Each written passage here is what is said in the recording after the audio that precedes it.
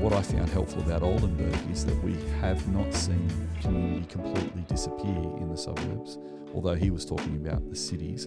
So I tried to adapt his city context of third place theory into the suburban context.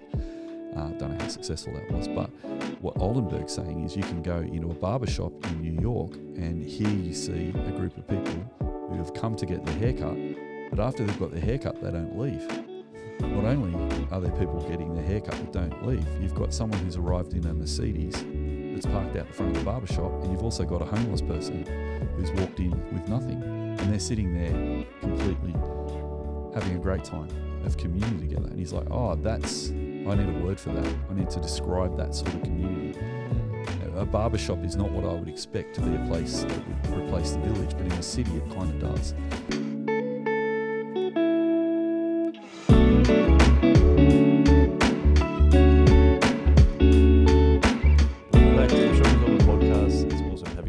Thank you for joining us, and thank you, of course, to my two regular co-hosts for joining me. Hello. Hello. Hello. Hello. Going well? Yes, thank you, Joel. That's good.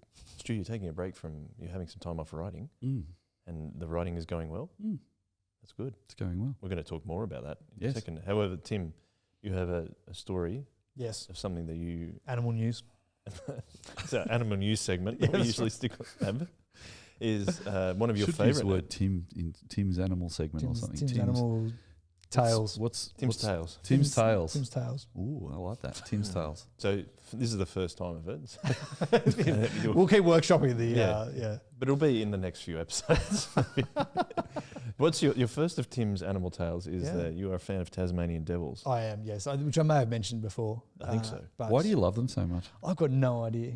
I just have a deep affection. I really liked the cartoon Tasmanian Devil from Warner Brothers when I was a kid, which bears no relationship at all to the actual animal. So I don't know if that's where it came from. Do you think you look a little bit like a Tasmanian devil? No, not really. No. Okay. I always had a thing with my sister where I would try and say like that person looks like this particular animal. Yeah, right. Yeah. Disproportionately large back legs. I only have two. So they're back and front legs. Yeah. Yeah, they're kind of like a kangaroo, sort of. Yeah, it's all out of whack. Like they're not. They do run funny. They do move funny. Yeah, they kind of hop along. Yeah, it's like a hop. Anyway, did some escape or some were released? No. So this is the story of Mary. So strap in. Sorry. I apologise. Story of Mary, strap in. So Mary is. This is going to take a while. She's a 2-year-old Tasmanian devil who was taken up to the Gold Coast, to Paradise Country Wildlife Park. Sounds lovely. Yeah, it does sound lovely. Well, Mary didn't think so. Sounds like a retirement home, actually. Yeah, Mary didn't think so. She has made an, quote, abnormally large leap over the fence and escaped from the facility. With her huge hind legs. Huge back legs. Yes. So it took 20 people, including sniffer dogs, thermal drones, wildlife carers, and video sightings from local residents to find her after 14 days on the loose. She was finally found. She really was on the run. She was on the run, Yes, yeah. But sadly, she is in poor health, but they think she'll make a recovery. Oh, that's good. But yes, that's the story of Mary. There's something in that for all of us. Is there? I may be dumb. I'm not able to see it right now. Well, thank you for sharing that. That's all right. You asked me to share the story of Mary. No, I mean, actually, a good friend, the first time I heard about this story, a good friend, Melinda, a friend of the podcast, she sent it to me and asked me if I'd been in Queensland kidnapping Mary, bringing her home, doing a rescue mission. Wouldn't put it past you. I wouldn't put it past me either, no. I have asked. My daughter is very excited about having a career in animals. Of some variety. She wants to do zoology in uni and she was making fur coats or something. No, not that kind of not that kind of animals. Yes, I have asked if when she's deeply embedded in the industry, if she can steal me a Tasmanian devil, bring it home for me. So I feel like that's like people when they say they want a duck. Apparently ducks stink. They do stink. Yeah, I think it'd be the same thing with you have Tasmanian. It may not stink, but it's you see a wild animal, you're like, I can domesticate that, and then Oh, and I wouldn't want to domesticate it. Actually, my bucket list, the only thing on my bucket list is to rewild some Tasmanian farmland and just live with the Tasmanian devils. That would be nice. Oh, I don't think I'll ever do that, but that's... I was going to say, that doesn't seem like your kind of thing, Tim. I have a very similar thing about platypus. I'd love to have a farm at the foot of Cradle Mountain with a big dam and some platypus in it. Oh, there we go. We can Similar. live there together in our retirement. We could put some the Tasmanian devils and the platypus. Talking about theology and sociology, and we'd have a great old time. Yeah. The thing is, I can see Stu doing that. I can't see you, can't see doing that. Okay. Tim, given that you said that you decided to buy a unit so you didn't have to do any outdoor work whatsoever. That's why we're living in wilderness. There's no work to do. Probably takes care of itself. It probably gets you outside more, actually, doesn't it? Yeah. Because you've got someone else is looking after your lawn, so you can just go and enjoy the... Oh, yeah, it's great. Yeah. There you go. Well, Well, I remember I used to enjoy hearing your adventures in lawn mowing because you used to have that massive lawn. So much. And you don't whinge about anything, but my goodness, you whinged about that lawn. I mean, part of it was I would wait until it was over waist That's height true. before You did. mowing it. So oh, gosh. Maybe you were trying to attract Tasmanian devils to your backyard. yeah, it would go to seed, and then I'd creating an ecosystem for them. Yeah, there were some really interesting creatures that came out of the lawn when I mowed it. What's that? Any snakes? No snakes. We got some weird like crickets and like large insects that I've never seen anywhere else. So There you go. there you go. That's my lawn care tip. Wait till it goes to seed. Well, that must have been a long time because if it's waist high, you've let it grow for a year and a half or something. Oh before you no, mowed it. grow faster than that. Really? Yeah, this is like a month, 2 months maybe in between mows. It was very healthy grass, obviously. Yeah, that's very and you didn't have to do it. You didn't treat it very well. No. Wow, I'm just Treated impressed that it grew that high. Well done. Anyway, let's talk about your PhD, Stu. Theme 4 is what we're looking at today, and the fourth theme, if I could get that out properly, alternative Christian shared spaces that embed belonging. And I think this has got a lot to do with a third space and how people belong to that. And we've talked a lot about that. But I've just noticed here, one of the sub-themes is culturally familiar places that do not feel like church. And as you're writing your PhD and learning, you were learning a lot on the job, this kind of thing when you were a youth minister.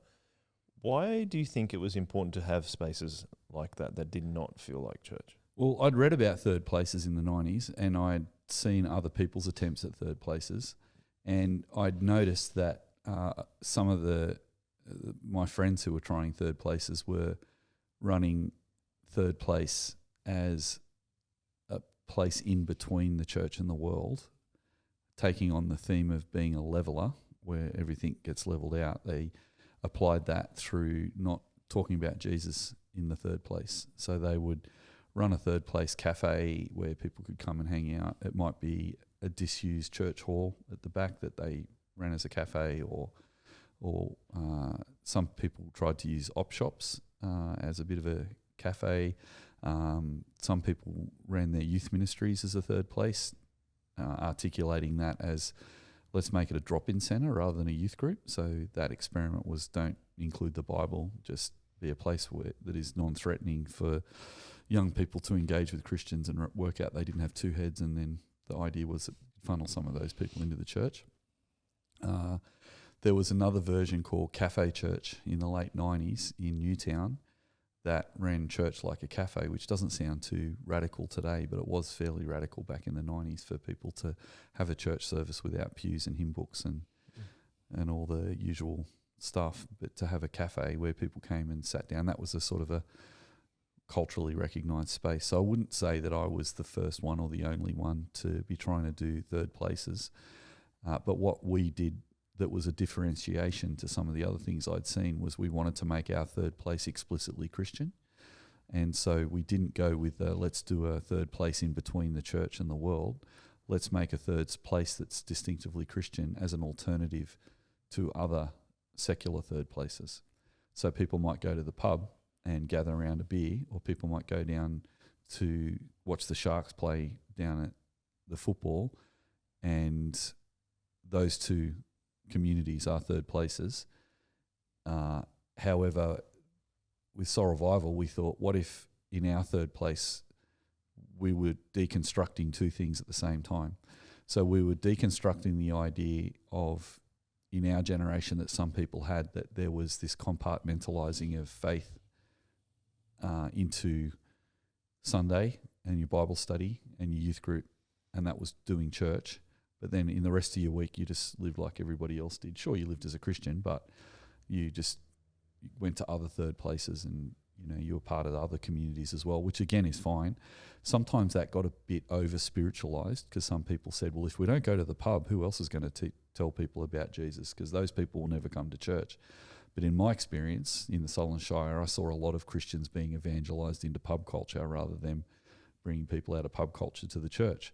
So I thought, why don't we try something different, which is let's do a third place, which is a place to hang out and be social, but let's deconstruct the world and have the Bible we gather around instead of beers. So we would have a pizza and sit around, watch videos, or go to the movies, or go surfing or whatever. But our social interactions, often someone would bring a Bible, or someone would pray before we jump in the surf, so we just tried to minimise that compartmentalising of faith and have a whole of life view of faith, that we could be Christian in the whole of our life.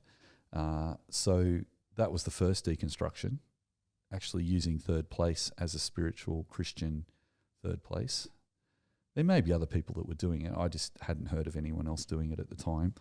But that was a conscious decision to use the third place theory, but to actually, in a way, I suppose, redeem the sociological reality of it to make it something that was a church expression, not just a third place to help people to get to know the people who went to the church expression. The second deconstruction was, and this was the harder one, that Christians found it hard to find a definition for what we were doing. So we would say we're hanging out on Saturday night socially. This isn't a church event. We're not going to church or doing church. We are the church, and we happen to be hanging out socially with each other. This is our free time, and we're choosing to hang out as Christians around the Bible. And so some people found that hard to classify. And one of the criticisms we got early on is, you expect your leaders to do too much. Like your youth leaders on Friday night, and you go to church on Sunday, like youth leaders always have. But now you're expecting people to go on Saturday as well. So that was a big misunderstanding that a lot of Christians had with what we were trying to do, which I spent years trying to explain, that it was about us wanting to just hang out socially. And in fact, before I was paid as a youth minister, it was a lot easier to articulate that, because I wasn't being paid and I was choosing to hang out with the youth leaders as mates. That's what we're doing. And other people do that in other churches, but we just did it every week. And when we hung out as youth leaders, we didn't leave the Bible aside. We actually opened it every time we hung out socially. The other part of that was hard to explain to Christians was our furniture would look different. And so in my research, some of the interviews that I've coded suggested that some adults had a problem with dropping their kids off to something churchy or Christian that didn't have pews. And so it must be a cult. And so one of the interviews actually explicitly said some of the parents from school thought they were worried about what Soul Revival was because it didn't have pews and a hymn book. So they assumed it must be a cult because it didn't have pews and a hymn book. Just the architecture of the gathering, having lounges and people sitting around drinking coffee and hanging out with each other was, again, doesn't sound that radical today, but back in the 90s that was not what church was thought of. So I suppose we were blurring the distinctions between church and hanging out and social, and eventually it became part of the program of the church, which I would call, in Centre's view, an institutionalisation of what began as an organic movement structure, became an institution when I got paid. So when I was paid as a youth minister, then the Soulies program became part of the church ministry. And to this day, I think it's a strength and a weakness that it's a church ministry. Talking to Ethan today about our young adults who are going to late night, which is our new version of Soulies from the 90s. Late night, sometimes kids are like, what are we doing this for? Like, is this church or is this us hanging out? And most of the teenagers think it's just church. They don't think it's actually their peer group. And so from the research that we talked about a couple of weeks ago, if people don't actually connect with being in relationship with people and wanting to belong and have their identity as Christians as alternative to the secular world, then people don't tend to like our kind of third space. So even Christians, young Christians, don't always resonate with Soulies because they don't want to be hanging out socially with Christians and non-Christians as a ministry, I suppose you could say, but it would be a non-official kind of organic ministry that we would all argue theologically should take place in all our lives every day. So it was more of an interesting experiment around that. So there are limits to that approach, but what we're looking at today is what does it look like to try and make an observably Christian third place that hasn't been experienced by non-Christians or Christians before. So it is a bit of a challenge. I think, and this is what I want to pick up because I know, Tim, obviously you love your sociological analysis as well, is that it'd be cool to think about like what is a third space, and you can help us with that, and I'm sure Stu will obviously be able to contribute to this as well. But then how do we make it a Christian space besides just making it a place where we definitely open the Bible every time? So do we want to start with a third place kind of definition first? Yeah, so this is just taking straight from, so Ray Oldenburg is the sociologist. And as we mentioned before, he is writing at the same time as, I've forgotten the name now, blanked on the name. Bowling Alone was the, Robert Putnam was the other. So both of these authors are writing about the same time, noticing the late 20th century, early 21st century suburban Western sociology. So that's kind of the placing of this. And both are noticing the decline of social spaces and the retreat into homes and suburbia and all these kinds of different things. So for Oldenburg, he's got these seven characteristics of third places. So the first one is that they're open and inviting. So you don't need an invitation, you can come and go as you please. So that's the first one. The second one is it's comfortable and informal, and that breeds a sense of belonging. The third one is it's convenient. So it's close enough to visit often, ideally right in your own neighbourhood. And that became a particular point as these guys were criticising suburbia, was like you removing yourself. So cities being high density, you've got more things happening in your local neighbourhood than suburbia, which is more spread out. So there's an interaction there with the spread of suburban spread after the post-war. Fourth one is it's unpretentious. Everyone is on the same level, nothing fragile or fancy, and it's not expensive to be there. The fifth one is that there are regulars as well as irregulars, but the regulars there are really key because they're creating the culture of the space. There may or may not be an official host that's kind of greeting people, but it's the community of regulars that are setting the tone and the culture there.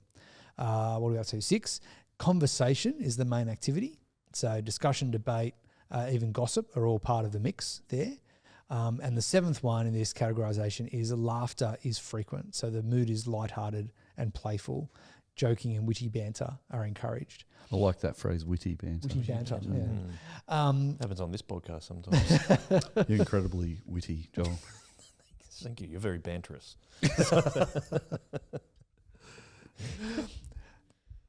I've got no banter there. You've run out of third place. Distinctiveness on the podcast. Maybe this isn't a third place though. Maybe not, yeah. Maybe it's 2.5. There's a new theory. The 2.5 places.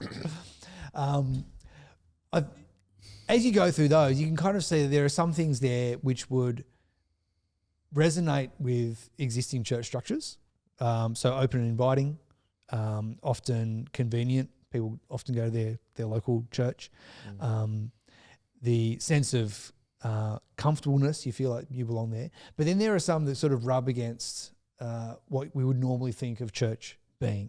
So conversation being the main activity. It's kind of, well, we like our little chat over coffee and bicky after the service, but the service is the main thing, right? The which we're not in conversation with. A typical low church evangelical church service is, there's a lot of stuff happening up front, but the majority of people are in the pews listening, participating in some aspects, but it's not conversational. And the other one there being laughter and lighthearted and playful and witty is not the way I think most people would describe church experiences or even want to describe church experiences. And so there are things here which would naturally resonate, but a lot of things that don't.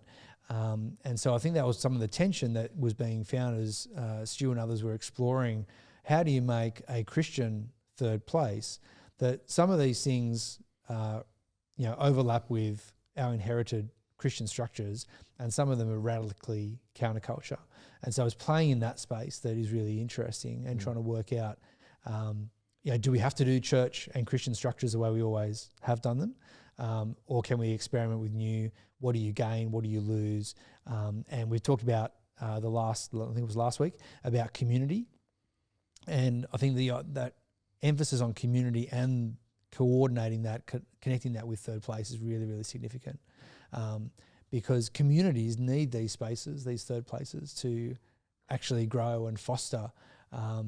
But you can't do that when you've got overly programmed time. And I think that's one of the biggest struggles that people can have. How do you have a Christian third place? Because we're used to Christian gatherings as being, you arrive in time for the hour and a half service. You might have a small conversation afterwards, but then you go home. But so much of your time when you go to church is structured for you, and you are not in control of that. And as we say, conversation is not the main activity. And so you've got these key characteristics going on, and what make healthy third places that you don't often get in healthy, or we perceive to be healthy churches. And so it's that dynamic that's being played with here. Stu, I was going to ask you though, that when did you come across Oldenburg and his third place theory, and what excited you about it to see if you could apply it in a Christian context? Because the thing that I always think about is the first time that I went to Soul Revival, whether it was in the Year 9-10 youth group, Rev 21, or then Soulies afterwards, it was in a factory or a warehouse or whatever, which is different to what you're saying. Like there were no pews, there were no hymn books. There was, we now meet three of our gatherings meet in a factory at Soul Revival Church.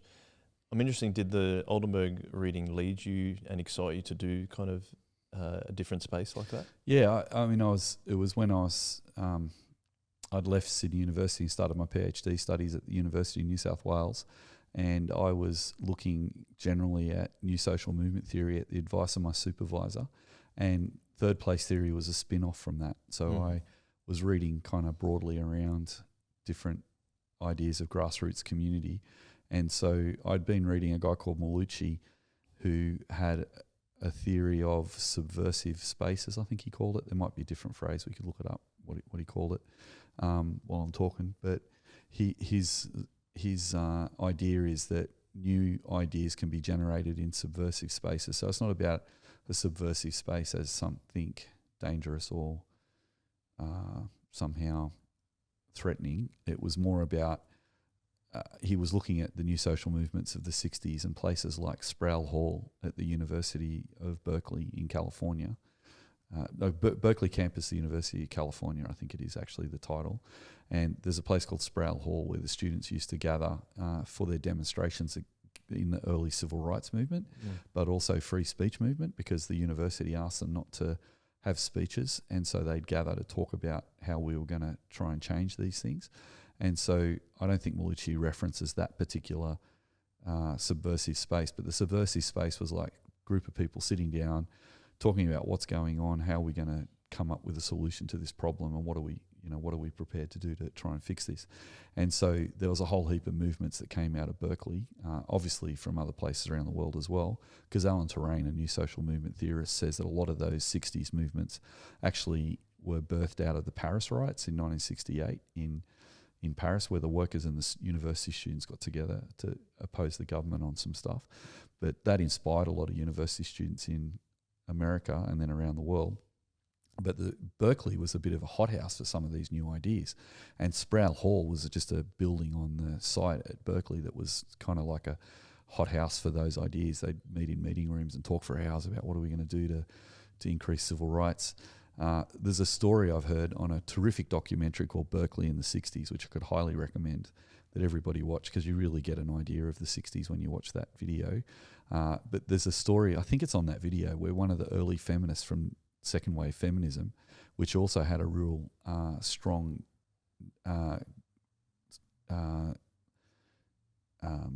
birthplace, part of its birthplace was in Berkeley.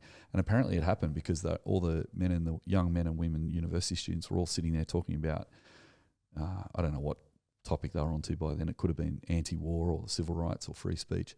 And apparently one of the guys said to the young ladies, "Oh, can you go and make us a cup of coffee? It's like 2 a.m. We need a coffee." And apparently the young women stood up and went, "Make your own coffee." And then they went into another room, and that formed a feminist movement from Berkeley. That wasn't the only genesis of the feminist movement, second wave feminism, but it was our genesis. And anyway, that sort of a space, it can be threatening to establishment, but it's not really necessarily violent or aggressive or somehow yucky or anything. It's just a subversive space where new ideas can actually be talked about and have a genesis, so that new social movements are formed around new ideas, not around economic realities, because the old social movements were basically economic, highly influenced by Karl Marx with his ideas of the proletariat and the bourgeoisie, that the bourgeoisie were the owners of capital, and they had their political representations. In Australia, it was primarily the Liberal Party from the 40s onwards, and then with the Labor Party that was birthed in the late 19th century in Australia, I think, under a gum tree in Queensland somewhere. I don't know. My memory's a bit sketchy on that. But that was a space, that was a subversive space where they came up with a new idea that the proletariat or the workers could actually go on strike and actually challenge the authority of the bourgeoisie. That's the traditional economic the traditional split in that sort of social movement theory. But new social movement theory says, Terrain and Melucci and others, is that people gather around ideas. So they need to have a place where those ideas come up. So I'm reading all that stuff. I know it's a long answer to your question, I'm sorry, but I'm reading all this stuff about subversive spaces and Sproul Hall and all these great stories and stuff. And then I came across Oldenburg, who was talking about third places. And if new social movement theory gives you the what is happening and the why, then third place theory is a nice companion theoretical framework with new social movement theory, because it explains the place that it happens and the dynamics of that place. So what I found really interesting about Oldenburg is not that third place theory for me just existed in a vacuum, that it'd be a good idea to create the third place that Tim said, to create community. I liked the idea of a community with a purpose that came out of Melucci, not out of Oldenburg. So I think that's why I wanted to create a Christian third place, because it would have an identity built around an idea. And the idea that it was built around was Jesus. And the fact that he gives us our identity, he gives us our belonging, and he gives us our purpose.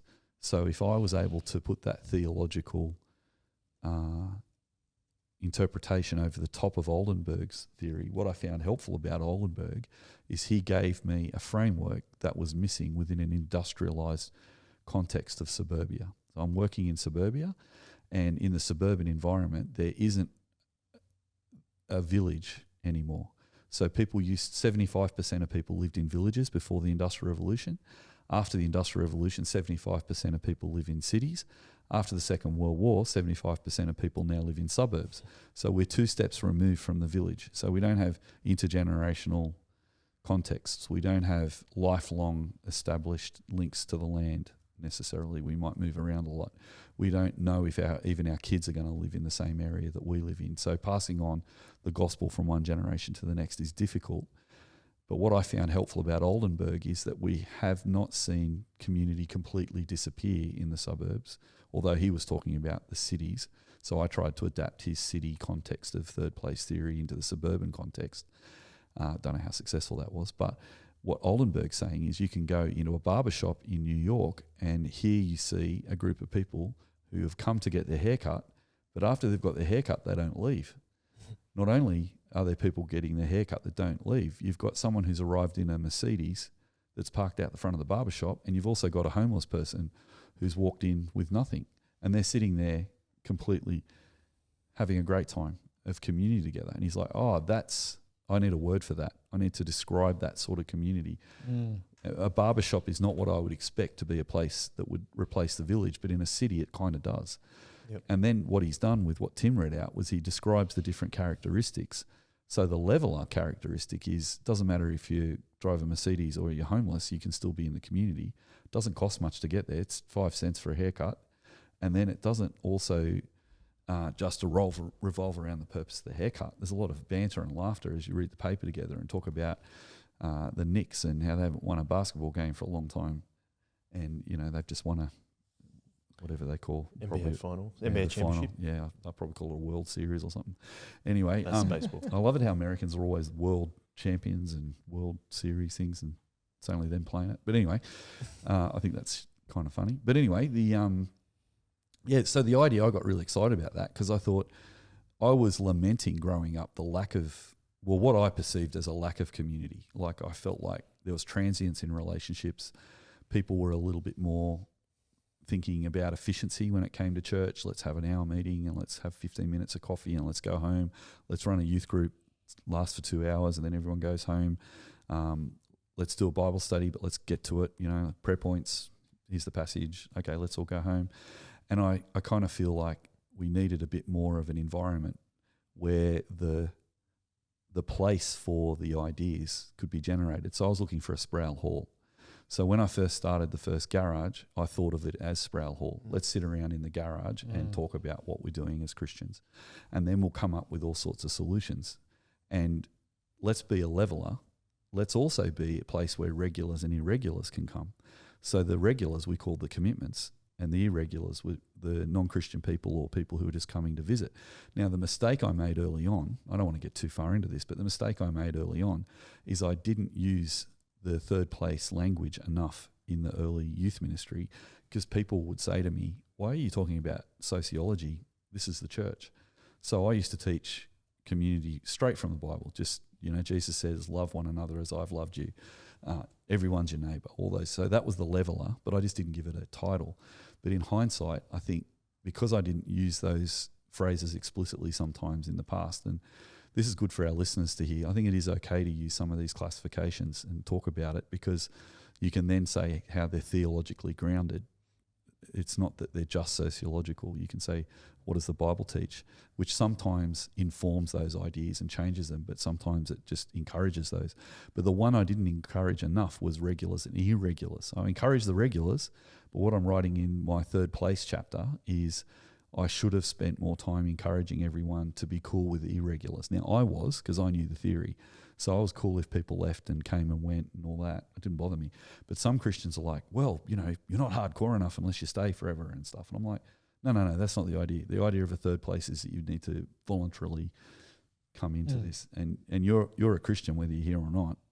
You don't have to come to this group to be a Christian. And people didn't think you had to be, you know, you're only a Christian at Soli's. But there was this bit of who's hardcore and who's not in the early days. And I tried to water that down over time, but that's a shadow of a good thing. So the good thing was we were trying to be a third place, and it was so successful, people weren't understanding the whole theory of it, because we're all young. I mean, we're all in our early 20s when we're trying this stuff. So I don't beat myself up too much about it, because I hadn't had a lot of experience.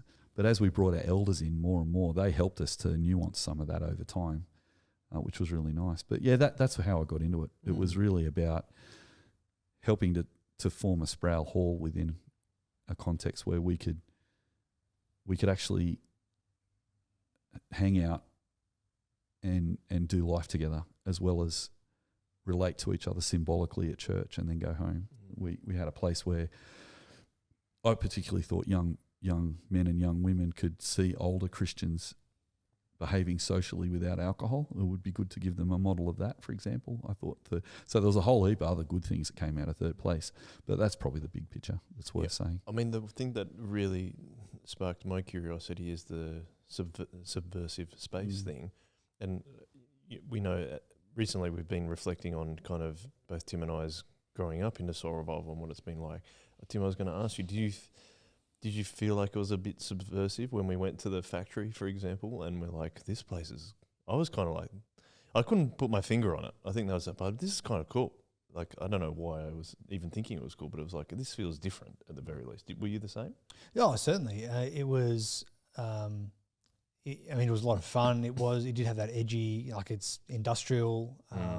So there's... It's a bit dark driving down the road. A bit dark, yeah. So you've got, again, some grunge, punk, urban kind of influences. The aesthetic going through. thing, The yeah. aesthetic was certainly fitting of that. You said before, Joel, one of the if you were to summarise Soul Revival as an image, one of the images might be the lounge, because it really speaks to that fact that we're doing this. Lounges invite long-term conversations. You don't sit down on a couch for a short, quick, coffee and bicky. And so the fact that we have always in all of our spaces prioritised lounge rooms speaks a lot about what we're trying to do community and culturally wise. And so that was a significant place. There were multiple lounge rooms all over the factory and inside and outside, and lots of spaces to hang out that long term. Like it invites a long termness, and it invites a conversation as one of the main activities. It invites that kind of thing. So there was a lot of intentionality into the way it looked. And I think the mistake that some people had, and probably sometimes still have when they come and see our main factory site at Kirrawee, is that the main thing we're driving is industrial chic kind of, that's if your church looked like it was in a renovated warehouse, then people would grow. It's like, and there's a lot more going on there. And it certainly helps that it's, we have the freedom of a blank canvas to play with, rather than, a lot of Anglican churches in our area, which are 1960s, 1970s, buildings with halls out the back, some of which date even earlier than that. And they're hard to do a lot of things with. Or a lot of the new builds, trying to work out, what do you do with that space? You want, a lot of new builds have nice big foyers where you can kind of be a welcoming space, maybe with one or two couches, but not enough for everyone. And that again says something. Like, you don't expect everyone to stick around and have long-term, low-key relational conversations and spend a lot of time here. It's a lovely foyer that brings people into the next thing or lets them linger a little bit afterwards. But that says something about what you expect people to do with your time, what you do with your space. And so, yes, the factory, the original factory we had at Kirrawee, so what was that? It was sort of early 2000s. I think it was when we first got it. Was definitely spoke into that, and we were able to live out this desire to be community and to be a third place by the way that we had that site and the way that we were able to use it in a way that spoke into that sociology. I think that's very true. And I think one thing that I'd like to hit on just before we finish the episode is the kind of intentional design behind a third space. We were doing a little bit of reading before the episode started, and there's some articles saying that the architectural world is currently in the middle of a full-scale attempt to engineer what used to be organic. And it uses the example of the Hudson Yards development in Manhattan, which was a huge development that opened in 2019, and it promised a new urban neighbourhood built from scratch, including 16 towers, 4,000 residential units, lovely and amenities and big public plazas, but it all feels a bit empty because there's something missing. And so there seems to be a push to try and engineer it. And I think even Barangaroo at down near Sydney's Cockle Bay Wharf and that area, and they've redeveloped that area, I think it has a similar vibe to it. So Stu, I'd be interested to think about, the lounge is one thing that we said is part of our design, but also what else would there be in elements of a third space, and in particular an explicitly Christian space, that you think would be great to think about when you're trying to make that happen? Yeah, well, we've used food as a big theme of our third spaces, because that's a leveler, because everyone needs to eat and gives everybody something in common. And we've done that for a long time, ever since we started going up to the school for the lunchtime group. Instead of meeting in a school classroom at the back of the school somewhere, we'd go and meet on the grass. And we used to bring hot chips, and my motivation for that was not to attract kids to the chips, although that's what our critics would say we're doing, a bit of bait and switch. But it was a bit more sophisticated than that in our minds. It was actually when you're meeting someone new, if you've got something in your hands, it's less awkward. And if you're eating something, it's even less awkward. So I think that's one reason why pubs work so well, because if someone feels awkward in the space, they get a beer and they have a beer and that's sort of in their hand while they're talking to someone. You're doing something. So the hot chips are good. The meal is good because you've got something to do your eating and you're sharing from a very, you could be a brand new person coming into the space and you feel like there's something you can engage with. So instead of just sitting there as a consumer, you can actually be doing something and doing something similar to everyone else. And it slows things down. Eating slows down how much time you have. So if you have a coffee, that's as long as it takes for the coffee to go cold, or you drink the cup. And usually when the first coffee's drunk and the biscuit's been eaten, it's time. Oh, look at the time. We've got to go to the next thing.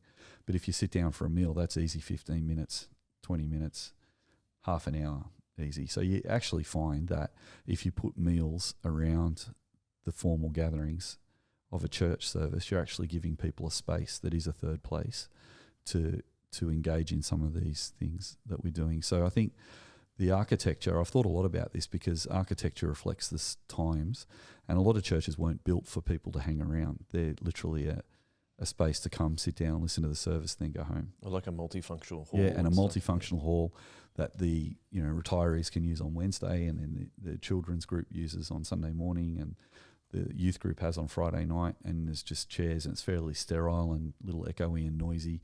Often the decorations aren't that important, the aesthetics aren't that important. It's more functionary and industrial, actually. So what we've attempted to do is try and say, how can we look at the spaces we've got and actually use those spaces? And is there somewhere within our spaces we can use as a third place that's attendant to the church service, so that the gathering of God's people around the Word of God is the primary function that we come for, but then we actually get to hang out with each other as friends. Now, not everybody sees this, and another thing that's really difficult to communicate is a Christian third place, because people think over time church is having dinner and church, but they think of it as church.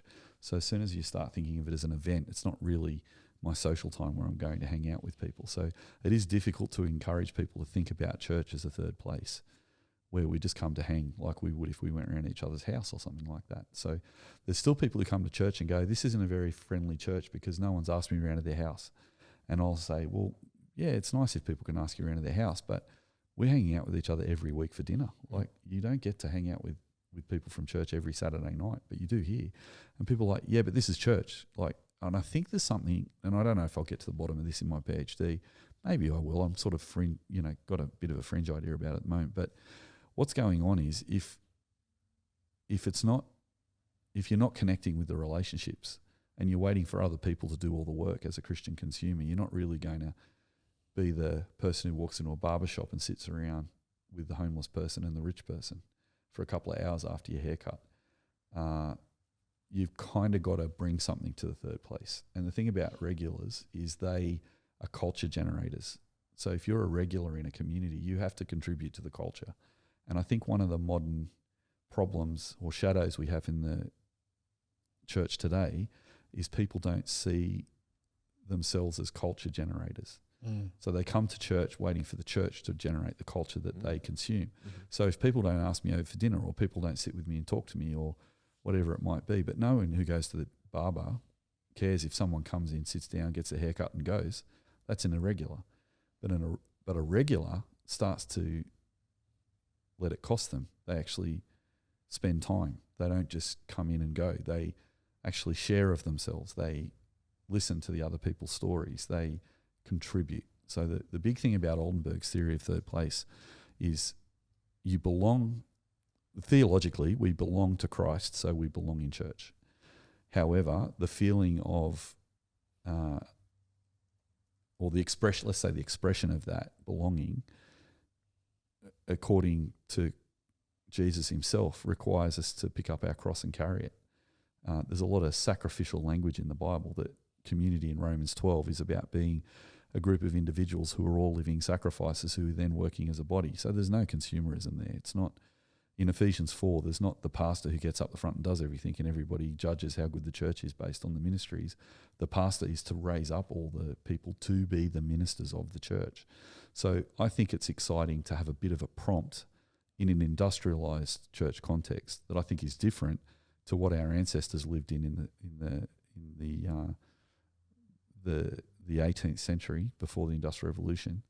Going to church was not just going to church, it was living in community all week with each other and working with each other and having fun together and eating together and then going to church together as well.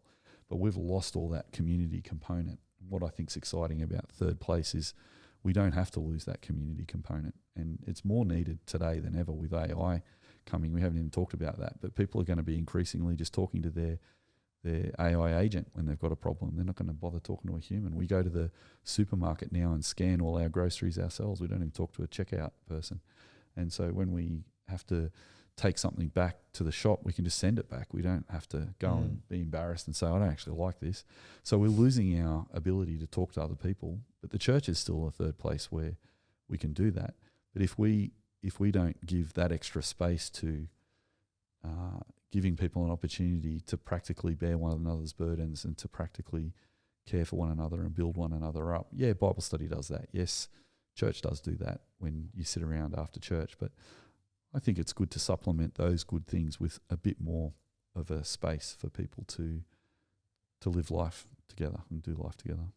I think the thing that I've got from that is the belonging part is if you're just having a multifunction hall or something where you run events, that no one feels like they belong there. Whereas I think about even the changes that we've made here at MCC, Miranda Congregational Church, is that you've made feel like we can belong here so we can spend more time here, share a meal or even coffee, but I can sit down and chat with someone and really spend time with each other and actually listen to each other. I think that's what you're saying there. Tim, as we bring it in for landing the episode, anything else that that's important you think to hit on for Third Space? Yeah, I think a couple of threads we've talked about over the last number of weeks, going back, I don't know how many weeks now, they all blur in my brain. But the idea of church being a community, not an event, I think there's, again, just as what Stu was flagging before, something that probably needs to go deeper into and find some other theoretical hooks to put this on. But that idea that because people have been enculturated to think of church as an event, it is something that you experience as a audience member rather than a co-contributing participant. So I'm not quite sure what the sociological theory is, but there's something different in there that for a number of people, church, while you might have a nice conversation afterwards, church is more in the category of a theatre production or a cinema or a sports game or a concert where, you know, a TED talk or a conference, like it's something where you go and you're an audience member, not a participant family member who's co-contributing and co-creating the space. And that's, I think, a tension as well, that Third Place, by trying to create a third place and say, hey, this is a third place, we're trying to push people into being co-contributors and co-creators of the church community. And the culture that comes with it. Yeah. And the culture that comes with that. But that has been one of those rough points, and Stu talked about that, those kind of conversations we have. It's like, oh yes, I mean, it's lovely that I hang out for 4 hours with people every single Saturday night, but I'd never got invited to anyone's house, so I don't feel like I belong. It's not, okay, like, yeah, the disconnect in the mind of going, I've got all these deep relationships. I mean, you can't not have deep relationships after having all these meals and spending a lot of time, hours around with each other. And yet there's an expectation that real friendship happens outside the walls of the church. And that friendship and community can't happen within the walls of the church, not realising that we're trying to create the social space, the conversational space, the content space, the irregular, regular, all of those conversational witticisms, and, you know, to create a space where friendship can happen in this space. That's a massive hurdle that, you know, we have not cracked, but more and more people are understanding, and they become the regulars for whom they create that space inside. So, yeah, I think there's more to explore here, and even more than will probably come out in the PhD. But to keep pushing into this in different ways. Might be worth having another episode on this theme, actually. Let's do it. Let's do it next week. Okay. Great. Thank you, guys. Thanks, Joel. Thanks, Joel. It's good fun. Yeah, it was funny. You were just saying there that there's a disconnect, and that church is an event, and in my mind immediately we go, well, that's backward. But that's because that's what I've grown up in. It's not. It's the culture that I've grown up in. I think that's what you're saying there. And so yeah, let's dig into this a little bit more widely from next week. Thank you very much, guys. Appreciate your time. Thank you, everyone listening and watching to the Shockabsorber. We really appreciate it just as much. And you can contact me at joel@shockabsorber.com.au or go to our website, shockabsorber.com.au. And with that, we'll leave this episode and pick it up next week, talking about third space as well. We'll finish with the one.